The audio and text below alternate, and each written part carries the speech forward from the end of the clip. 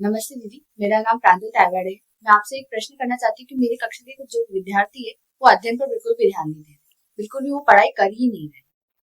नमस्ते दीदी, मेरा नाम पूजा पाटीदार है और सेम मेरे क्लास के कुछ विद्यार्थी हैं जो कहते हैं कि मुझे पढ़ना ही नहीं है या फिर मुझे कुछ समझ में ही नहीं आ रहा है। क्यों ना हम इनके लिए कहानियों का सहारा लें। किस तरह की कहानी है दीदी? जैसे नैतिक मूल्य। एक कहानी में आपको बताती हूँ। एक गुरुकुल था। गुरुकुल में एक वर्ध नाम का बालक रहता था। जो वर्ध नाम था वो पढ़ने में बिल्कुल भी अच्छा नहीं था। वो दिन भर उसको खेलना, बच्चों के साथ रहना।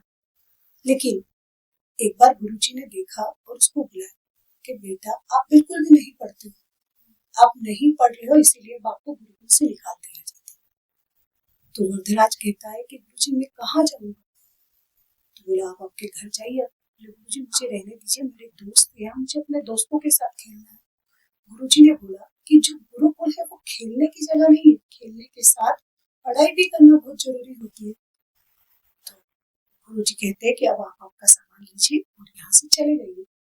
वर्धराज रोते हैं और अपने सारा सामान उठाते हुए चले जाते हैं। जाते हुए रास्ते में जंगल पड़ता है, वहीं पर पास में एक कुआं रहता है। वो अपने सारा सामान उस कुएं पर रख देते हैं और कुएं पर बैठकर रोने लग जाते हैं।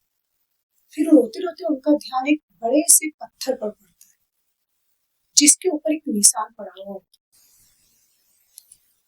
रोते हुए बंद हो जाते हैं और उसी पत्थर को कंटिन्यू देखते रहते हैं। वो सोचते हैं कि इतने कठोर पत्थर पर ये निशान कैसे हो सकता है। तभी वहां से एक सज्जन पुरुष निकलते हैं। तो वो उनसे कहते हैं कि प्लीज आप मुझे ये बताएंगे कि इस पत्थर पर निशान कैसे पड़ा। तभी जो सज्जन पुरुष वहां से निकल रहे थे वो उनको जवाब देते हैं कि जब इस कुएं में से पानी भरा गया तो रस्सी को अंदर डाली गई, फिर पानी खींचा गया, फिर डाला गया, फिर खींचा